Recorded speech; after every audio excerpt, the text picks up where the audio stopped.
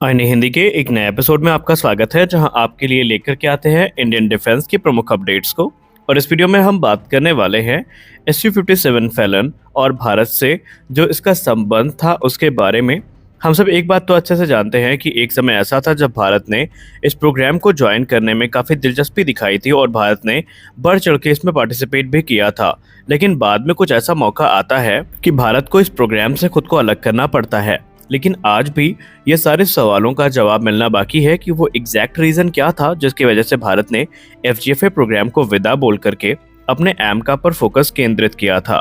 दोस्तों, FGFA programme की शुरुआत एक ऐसे उद्देश्य के साथ हुई थी जो अगर सफल हो जाता तो रूस और भारत दोनों के पास जो एडवांस फाइटर्स है वो अब तक आ चुके होते। लेकिन बाद में ये कह लें कि रूस ने अपनी मनमानी को आगे बढ़ाया या भारत की रिक्वेस्ट को उन्होंने नज़रअंदाज किया, जिसके बाद से मनमुटाव शुरू हुआ। क्योंकि इस प्रोग्राम का उद्देश्य ये था एक उन्नत 5th जनरेशन फाइटर एयरक्राफ्ट को विकसित करना जो न सिर्फ इंडियन एयरफोर्स बल्कि रशियन एयरफोर्स में भी सर्विस करता। और ये एक जॉइंट कोलैबोरेशन था, यानी कि जो उम्मीद थी वो ये थी कि किसी के ऊपर फाइनेंशियल बर्डन भी नहीं आएगा और ये प्रोग्राम काफ़ी ईजिली आगे बढ़ेगा और भविष्य में इसको अपग्रेड भी मिलते रहेंगे। कहा जाता है जब ये प्रोग्राम शुरू हुआ तो कुछ साल तक सब कुछ सही चला, लेकिन बाद में जो यहाँ पर मनमुटाव था इनकी शुरुआत होती है। कहा जाता है रिपोर्ट्स में कि जो टेक्निकल एस्पेक्ट थे इस पे डिसएग्रीमेंट होना शुरू हो गया। क्योंकि इस प्रोग्राम में सबसे बड़ा जो कारण था डिसएग्रीमेंट का वो ये था कि भारत चाहता था कि जैसे उनके पास सुखोई 30 MKI जैसे ट्विन सीटर एयरक्राफ्ट है, वैसे FGFA का एक ट्विन सीटर वेरिएंट विकसित किया जाए जो कि भारतीय वायुसेना की रिक्वायरमेंट पे आधारित हो। लेकिन ये चीज़ें उस समय रूस के द्वारा उपलब्ध करवाई नहीं गई, या यूँ कह लें रूस के द्वारा इस प्रकार का कोई भी कॉन्सेप्ट तैयार नहीं था जिसके आधार पे भारत को ट्विन सीटर वेरिएंट ऑफर किया जाए। कुछ एक्सपर्ट तो यहाँ भी कहते हैं कि रूस चाहता ही नहीं था कि इस एयरक्राफ्ट के ट्विन सीटर वेरिएंट को विकसित किया जाए। और दूसरी सबसे प्रमुख बात ये थी कि जो टेक्नोलॉजी ट्रांसफर था इसको लेकर के भी बहुत ज़्यादा यहाँ पर अनिश्चितताएं बनी हुई थी। भारत को ये उम्मीद थी कि इस प्रोग्राम को ज्वाइन करने का जो फ़ायदा है भारत को सीधे तौर पर इस प्रकार मिलेगा कि जो क्रिटिकल और इम्पोर्टेंट टेक्नोलॉजीज़ हैं ये रूस के द्वारा भारत के साथ शेयर करी जाएंगी और भारत को भी इनके बारे में जानकारियां मिलेंगी। वहीं डिज़ाइन स्पेसिफिकेशंस भी एक महत्वपूर्ण भूमिका निभा रही थी। भारत ने इंडियन कंडीशन के हिसाब से एयरक्राफ्ट में कुछ डिज़ाइन चेंजेस ऑफर किए थे जिनको रूस ने एक्सेप्ट नहीं किया और बाद में रूस क्रिटिकल टेक्नोलॉजी को शेयर करने में भी हिचकिचा रहा था, जिसने भारत के मन में एक असंतोष की भावना को उत्पन्न किया। और ये भावना इतनी ज़्यादा बढ़ी कि एक समय के बाद इस प्रोग्राम से भारत ने खुद को बाहर निकालना ही ठीक समझा। हालांकि कारण सिर्फ इतना ही नहीं था। अगर आप ये सोच रहे हैं कि यहाँ पर भारत जिम्मेदार था या भारत ने कोई एक्स्ट्राऑर्डिनरी रिक्वायरमेंट सामने रख दी, तो ऐसा नहीं था। एक कॉस्ट भी इंपॉर्टेंट रोल अदा करने वाली थी। ये प्रोजेक्ट काफ़ी क्रिटिकल था। यहाँ पर तकरीबन $30 बिलियन की इन्वेस्टमेंट की जानी थी, जहाँ पर रूस और भारत संयुक्त रूप से क्रमशः 250 और 144 की संख्या में जो एयरक्राफ्ट है इनको खरीदने के लिए शुरुआती तौर पर प्रतिबद्ध थे।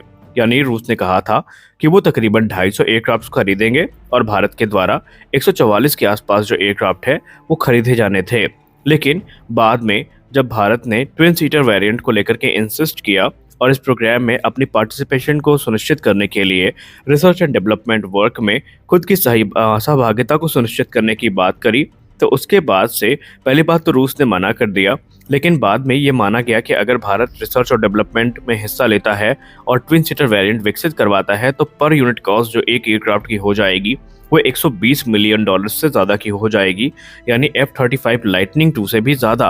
और ये सारी चीज़ें भारत के ऊपर काफ़ी ज़्यादा भारी पड़ने वाली थी, क्योंकि इसमें सिर्फ एयरक्राफ्ट ही शामिल नहीं था बल्कि भारत को इंफ्रास्ट्रक्चर पे विकसित करने पड़ते, भारत को जो फैसिलिटीज़ हैं ये विकसित करनी पड़ती, अपग्रेड्स पे खर्च करना पड़ता और ये भारत के डिफेंस बजट पे बहुत ज़्यादा भार ला सकते थे। तो यहाँ पर कॉस्ट भी एक बहुत बड़ा कारण थी। ये सारी चीज़ें चली एक बार फिर भी भारत यहाँ पर कर लेता, भारत के हिसाब से हो जाती। लेकिन बाद में रूस ने खुद इन एयरक्राफ्ट्स के नंबर को लेकर के जो अपनी असहमति है वो व्यक्त करनी शुरू कर दी। पहले रूस ने कहा था कि वो 200 से ज़्यादा एयरक्राफ्ट्स को खरीदेंगे, लेकिन बाद में ये जो नंबर है ये 100 के आसपास आ गए और रूस ने कहा कि जब ज़रूरत पड़ेगी तो हम इन नंबर्स को बढ़ाएंगे। लेकिन उस समय भारत के डिफेंस एक्सपर्ट्स ये मानते थे कि अगर ऐसा होता तो फाइनेंशियल बर्डन भारत के ऊपर बढ़ सकता था और यही सारे कारण थे कि भारत ने खुद को FGFA से बाहर रखना शुरू किया। हालांकि वो रिक्वायरमेंट भले ही उस समय रूस के द्वारा नहीं मानी गई थी, लेकिन 2018 में जब भारत ने खुद को बाहर किया तो भारत ने फिर एमका प्रोग्राम को युद्ध स्तर पर आगे बढ़ाया और आज उसी का परिणाम है कि कैबिनेट कमेटी ऑन सिक्योरिटी के द्वारा एमका प्रोग्राम को अप्रूवल दिया जा चुका है और जो प्रोटोटाइप डेवलपमेंट वर्क है ये शुरू भी हो चुका है।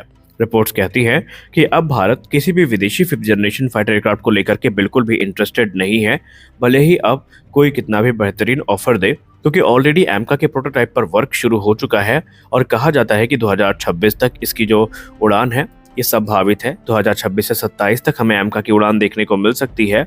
हालांकि कुछ रिपोर्ट ये दावा करती है कि इस समय जिस रफ्तार से कार्य आगे बढ़ रहा है 2030 तक इसकी जो कह सकते हैं टेस्टिंग है उसको कंप्लीट किए जाने का टारगेट सेट किया गया है।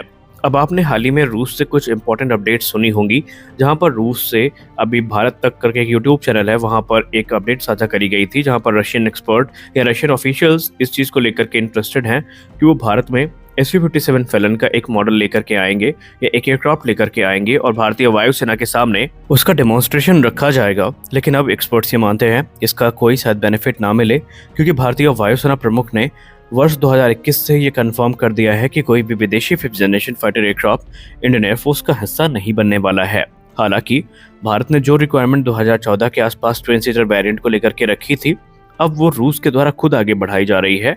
अभी हाल ही में कुछ रिपोर्ट सामने आई थी जहां पर कहा गया है कि रूस इस समय SU-57 फैलन के ट्विन सीटर वेरिएंट पर ऑलरेडी डिजाइन वर्क शुरू कर चुका है और संभावित है कि जो ट्विन सीटर वेरिएंट है आने वाले भविष्य में ये हमें देखने को मिल जाए।